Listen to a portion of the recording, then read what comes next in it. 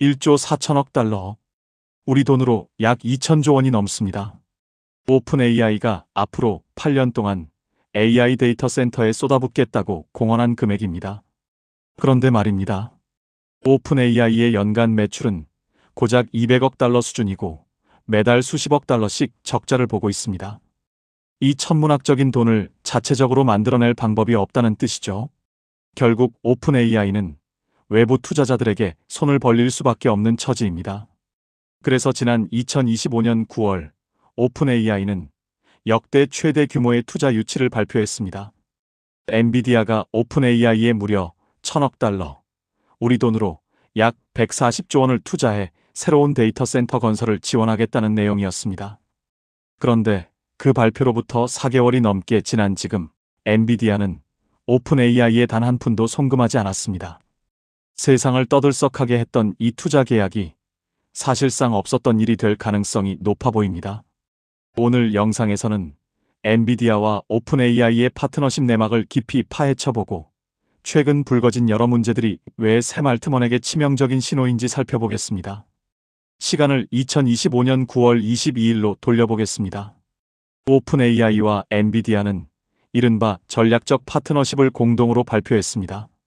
무려 10기가와트 규모의 엔비디아 AI 시스템을 구축하겠다는 내용이었습니다. 이를 뒷받침하기 위해 엔비디아는 1기가와트가 완공될 때마다 단계적으로 최대 1000억 달러를 오픈 AI에 투자하겠다고 밝혔습니다. 첫 번째 1기가와트는 2026년 하반기에 가동될 예정이라고 했죠.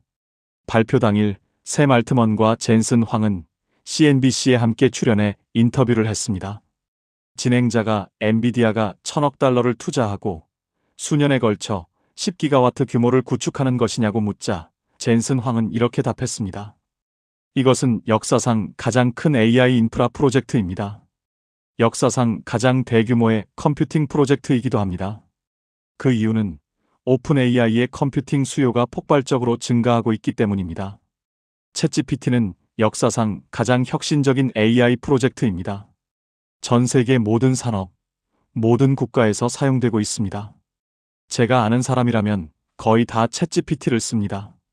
이번 파트너십은 AI를 실험실에서 꺼내 현실 세계로 가져오는 인프라를 만드는 것입니다. AI 산업혁명의 도래입니다. 정말 엄청난 일입니다. 여기서 짚고 넘어가야 할 것들이 많습니다. 우선 10기가와트가 얼마나 큰 규모인지부터 이해해야 합니다. 2025년 말 기준으로 오픈 AI가 확보하고 있다고 주장하는 컴퓨팅 용량은 2기가와트입니다. 그런데 오픈 AI는 자체 데이터 센터를 단 한 곳도 소유하거나 운영하지 않습니다. 현재 오픈 AI의 컴퓨팅 대부분은 마이크로소프트에서 빌려 쓰는 것이고 일부는 오라클, 코어위브 등 클라우드 서비스 업체에서 임차하는 방식입니다. 또 한 가지 중요한 사실이 있습니다. 엔비디아는 GPU를 만드는 회사고 오픈 AI는 소프트웨어를 만드는 회사입니다. 둘 다 대규모 데이터 센터를 직접 짓거나 운영한 경험이 전혀 없습니다. 그렇다면 10기가와트에 달하는 데이터 센터를 누가 건설하고 누가 운영한다는 건지 발표에는 이에 대한 구체적인 설명이 전혀 없었습니다. 오픈 AI의 CFO 사라 프라이어는 이전에 1기가와트급 AI 데이터 센터를 짓는데 약 500억 달러가 든다고 밝힌 바 있습니다. 즉 10기가와트를 구축하려면 총 5천억 달러가 필요한 셈입니다. 그런데 엔비디아가 투자하겠다는 1000억 달러는 전체 비용의 20%에 불과합니다. 나머지 4천억 달러를 어디서 조달할 것인지 오픈 AI는 단 한마디도 설명하지 않았습니다. 사실 이번이 처음이 아닙니다. 2025년 초 오픈 AI는 프로젝트 스타게이트를 대대적으로 발표했습니다. 오픈 AI, 오라클, 소프트뱅크가 합작해 5천억 달러를 투입, 10기가와트짜리 AI 데이터 센터를 짓겠다는 계획이었죠. 언론의 집중 조명을 받으며 엄청난 화제가 됐습니다. 결과는 어떻게 됐을까요? 자금 확보에 실패했습니다. 오라클과 소프트뱅크에는 5천억 달러가 없었습니다. 2025년 말 기준으로 스타게이트에 실제로 투입된 돈은 약 100억 달러에 불과했고 텍사스주 에빌린에 200메가와트짜리 데이터 센터 한 곳만 완공됐습니다. 이 데이터 센터는 오라클이 운영하고 컴퓨팅 자원을 오픈 AI에 임대해주는 방식입니다. 목표의 고작 2%만 달성된 채 흐지부지 된 것입니다. 그런데 기존의 스타게이트도 마무리하지 못한 상황에서 오픈 AI는 엔비디아와 또 다른 10기가와트 프로젝트를 발표했습니다. 이 두 프로젝트는 별개의 사업입니다. 즉, 오픈 AI는 현재 둘 다 자금이 확보되지 않은 초대형 데이터 센터 프로젝트 두 개를 동시에 추진하고 있는 셈입니다. 샘 알트먼은 이 모든 데이터 센터를 어떻게 실제로 구축할지에 대한 구체적인 설명은 하지 않으면서 컴퓨팅 파워를 반드시 확보해야 하는 이유만 열심히 강조했습니다. 업계 전체, 특히 우리 회사가 처한 컴퓨팅 제약은 정말 심각합니다. 지금 우리가 제공할 수 있는 서비스는 너무나 제한적입니다. 수요는 우리가 감당할 수 있는 것보다 훨씬 많습니다. 앞으로 1, 2년을 내다보면 10기가와트든 5기가와트든 컴퓨팅 파워를 확보했을 때 선택지가 두 가지 생깁니다. AI 연구를 통해 암을 정복하거나 아니면 전 세계 모든 아이에게 무료 교육을 제공하거나. 우리는 그 선택을 강요받고 싶지 않습니다. 그러니 두 가지를 다 할 수 있도록 더 많은 컴퓨팅 용량이 필요한 것입니다. 샘 알트먼은 기회가 있을 때마다 암 정복을 이야기합니다. 이것은 그가 반복적으로 꺼내는 단골 레퍼토리입니다. 2025년 3월 알트먼은 이런 트윗을 올렸습니다. 나를 좀 봐.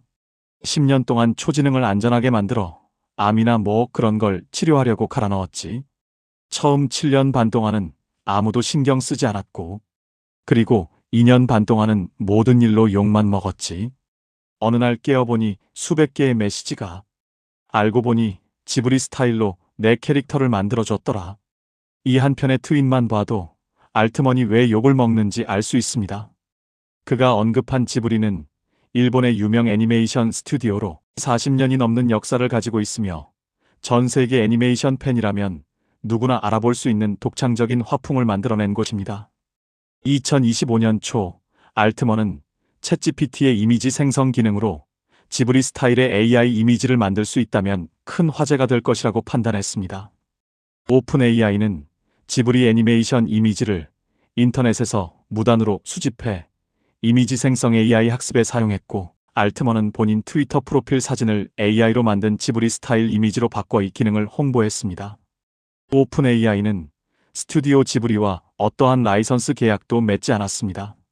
최소한 공개적으로 알려진 계약은 존재하지 않습니다. 오픈 AI는 수천 개의 웹사이트에서 학습 데이터를 무단으로 긁어가고 있으며 대다수 경우의 라이선스 계약도 어떠한 대가도 지불하지 않습니다. 그러나 단 한 가지 눈에 띄는 예외가 있었습니다. 2024년 초 오픈 AI는 레딧과 계약을 맺고 레딧의 사용자 생성 데이터에 접근하는 대가를 지불하기로 했습니다. 이 계약이 발표된 날 레딧의 주가는 13%나 급등했습니다. 공교롭게도 샘 알트먼은 하이드라인이라는 벤처 캐피탈을 운영하고 있는데 이 회사가 레딧의 대주주 중 하나입니다. 즉, 알트먼은 레딧 주가가 오를 때마다 개인적으로도 이익을 보는 구조입니다. 다른 소셜미디어 회사와는 이런 계약을 맺지 않으면서 본인이 지분을 가진 레딧과만 유독 계약을 맺은 것이죠. 물론 그건 순전한 우연이겠지만요. 스튜디오 지브리는 오픈 AI의 화풍 무단 도용에 대해 공식 입장을 내놓지 않았습니다. 하지만 지브리의 공동 창업자 미야자키 하야오 감독의 생각을 엿볼 수 있는 발언이 있습니다. 2016년 그는 AI 영상 생성 기술에 대한 인터뷰에서 이렇게 말했습니다. 지금의 챗GPT나 소라, 이전의 초기 AI 기술에 대한 이야기였는데 그는 이렇게 답했습니다. 나는 심한 혐오감을 느낍니다. 섬뜩한 것을 만들고 싶다면 마음껏 하세요. 나는 이 기술을 내 작업에 절대 도입하지 않겠습니다. 이것은 생명 자체에 대한 모독이라고 강하게 느낍니다. 저작권은 무시하면서 인류를 구하겠다는 알트먼의 주장, 과연 신뢰할 수 있을까요? 알트먼은 컴퓨팅 파워만 충분하면 암을 정복할 수 있다고 주장하지만 이 인류 구원 서사는 조금만 들여다보면 금세 허점이 드러납니다. 현재 오픈 AI가 과학 분야에 특화해 제공하는 도구는 프리즘이라는 것뿐입니다. 프리즘은 기본적으로 과학 논문을 편집하고 서식을 맞춰주는 텍스트 편집기입니다. 이 도구로는 암을 정복하기는커녕 연구 과정조차 획기적으로 바꿀 수 없습니다. 물론 챗GPT를 연구에 활용하는 과학자들도 있습니다. 하지만 대부분은 구글 검색을 대체하는 수준으로 사용합니다. 챗GPT 같은 대형 언어 모델은 학습 데이터의 한계를 벗어날 수 없습니다. 방대한 데이터를 학습하고 그와 유사한 출력값을 생성해내는 것이 이 기술의 본질이기 때문입니다. 오픈 AI는 챗GPT가 각종 과학 벤치마크에서 우수한 성적을 거둔다고 자랑합니다. 예를 들어 챗GPT 5.2 출시 당시 사이언스 올림피아드 시험에서 77.1%의 정답률을 기록했다고 발표했는데, 이는 다른 어떤 언어 모델보다 높은 수치라고 했습니다. 하지만 이게 무슨 의미일까요? 사이언스 올림피아드의 각 문제는 고유하지만 전반적인 출제 형식은 정형화되어 있습니다. 챗GPT는 스택 익스체인지 등 인터넷에서 수집한 수백만 개의 예시 문제를 학습했는데, 이 온라인 자료 대부분은 비슷한 유형의 시험을 준비하는 대학생들이 작성한 것입니다. 챗GPT는 학습한 데이터와 비슷한 형태의 답을 잘 뱉어낼 뿐입니다. 이 능력은 암 연구에서는 사실상 쓸모가 없습니다. 암의 치료법이 챗GPT의 학습 데이터 안에 존재하지 않기 때문입니다. 챗GPT가 아직 발견되지 않은 치료법을 알려줄 수는 없습니다. 오픈 AI는 홈페이지에서 과학자들의 챗이라는 섹션을 통해 과학자와 의료 전문가가 챗GPT를 어떻게 활용하는지 소개합니다. 소개된 사례들은 연구 질문 브레인스토밍, 연구 내용을 일반인 언어로 번역, 환자 맞춤형 식단 계획 수립, 데이터 형식 변환 같은 것들입니다. 이것이 과학자에게 일부 유용하고 시간을 아껴줄 수는 있겠지만 챗GPT가 획기적인 과학적 발견을 해낼 수 있다는 증거는 어디에도 없습니다.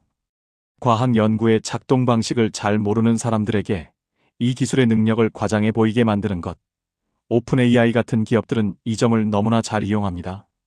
그 대표적인 사례가 바로 오픈 AI 홈페이지에 소개된 긴코 바이오웍스입니다. GPTO가 세포 없는 단백질 합성 비용을 40%나 절감했다는 내용이었는데, 그 파트너사가 바로 긴코 바이오웍스입니다. 합성 생물학 기반의 계약 연구기관으로 유전자 변형 효모를 이용해 신약 후보 물질을 개발하겠다는 목표를 내세운 회사입니다. 하지만 긴코 바이오웍스의 현실은 어떨까요? 2021년 스펙 합병으로 상장한 이후 주가는 97%나 폭락했습니다. 이 회사는 수년간 AI를 활용해 신약 개발 속도를 높이겠다고 주장해왔습니다. 2023년에는 구글 클라우드와 파트너십을 맺고 AI 신약 개발에 나섰지만 결과적으로 어떤 신약도 개발해내지 못했습니다. 구글과의 AI 파트너십을 발표한 이후 오히려 매출은 거의 사라지다시피 했고 막대한 영업 손실이 이어지고 있습니다. 오픈 AI나 긴코 바이오웍스 같은 기업들은 대단한 기술적 성과를 내세운 보도자료와 블로그 포스팅 하나는 정말 잘 씁니다. 하지만 실제로 돈을 벌어다주는 결과물이 나오기 전까지 그 어떤 주장도 액면 그대로 믿을 수 없습니다. 알트먼은 앞으로 더 많은 데이터 센터만 있으면 암을 정복할 수 있다고 말합니다. 하지만 이미 보유한 2기가와트의 컴퓨팅 용량으로 지금 뭘 하고 있을까요? 야심찬 과학 프로젝트는커녕 소라라는 동영상 생성 AI에 막대한 컴퓨팅 자원을 쏟아붓고 있습니다. 소라는 어마어마한 계산 자원을 소비하면서도 매출은 거의 발생시키지 못하고 어떤 과학적 목적과도 거리가 먼 서비스입니다. 컴퓨팅 자원이 부족해서 암을 정복 못하는 거라면 왜 소라에 그 귀한 자원을 낭비하는 걸까요? 공개석상에서 젠슨 황은 항상 오픈 AI에 대해 낙관적인 발언을 합니다. 오픈 AI는 엔비디아 GPU의 가장 큰 간접 고객이고 AI 버블 전체를 지탱하는 핵심 기둥입니다. 그 버블에서 엔비디아가 가장 큰 이익을 보고 있기 때문이죠. 하지만 비공개 자리에서 젠슨 황의 시각은 전혀 다릅니다. 지난 1월 31일 월스트리트 저널은 엔비디아가 오픈 AI와의 1,000억 달러 투자 계약을 사실상 지연시키다가 결국 발을 뺐다고 보도했습니다. 젠슨 황 CEO는 비공개 자리에서 오픈 AI의 경영 기율 부재를 비판하고 챗GPT가 구글 제미나이와 엔트로픽의 클로드의 시장 점유율을 빼앗기고 있다는 우려를 표명했다고 합니다. 그 다음 날인 2월 1일 젠슨 황은 대만에서 기자회견을 열었습니다. 기자들이 엔비디아의 1,000억 달러 투자가 무산됐다는 보도에 대한 입장을 묻자 그는 이렇게 답했습니다. 그건 헛소리입니다. 완전한 헛소리예요. 우리는 오픈 AI에 큰 투자를 할 것입니다. 저는 오픈 AI를 믿습니다. 그들이 하는 일은 정말 대단합니다. 우리 시대 가장 중요한 기업 중 하나입니다. 투자를 아직 집행하지 않은 이유는 그들이 지금 펀딩 라운드를 마무리하는 중이기 때문입니다.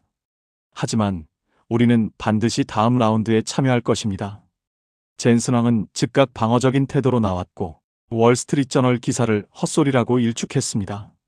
하지만 그의 발언 내용을 찬찬히 뜯어보면 오히려 월스트리트저널의 보도를 사실상 확인해주는 셈입니다. 9월에 발표한 1,000억 달러 직접 투자는 없었던 일이 되었습니다.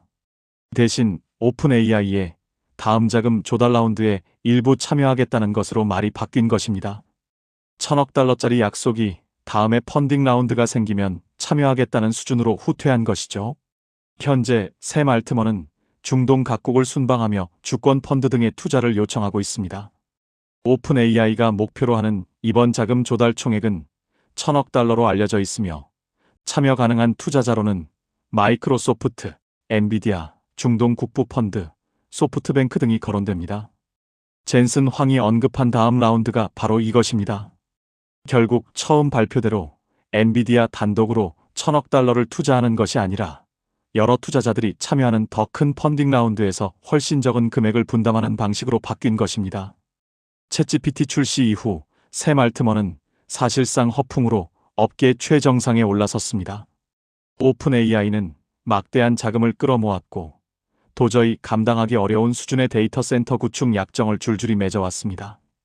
이 모든 것이 범용 인공지능의 실현, 암 정복 같은 알트먼의 거창한 약속 위에 세워진 것입니다.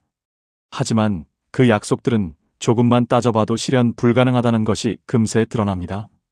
엔비디아와 마이크로소프트 입장에서는 오픈 AI를 살려두는 것이 자신들의 이익에 부합합니다. 오픈 AI가 흔들리면 AI 버블 전체가 흔들리고 그 버블이 꺼지면 자신들의 주가도 직격탄을 맞기 때문입니다. 그것이 이들이 오픈 AI의 자금 조달 라운드에 계속 참여하는 진짜 이유입니다. 하지만 젠슨 황이 당초 1,000억 달러 직접 투자 약속에서 슬그머니 발을 빼고 규모를 대폭 줄인 것을 보면 그도 속으로는 알트먼의 장밋빛 약속들을 더 이상 고지곳대로 믿지 않는다는 것을 알 수 있습니다. 결국 남은 질문은 이것입니다. 과연 오픈 AI는 이 위기를 넘기고 스스로 지속 가능한 사업 모델을 만들어낼 수 있을까요? 아니면 AI 거품 붕괴의 서막이 이미 올라가고 있는 걸까요?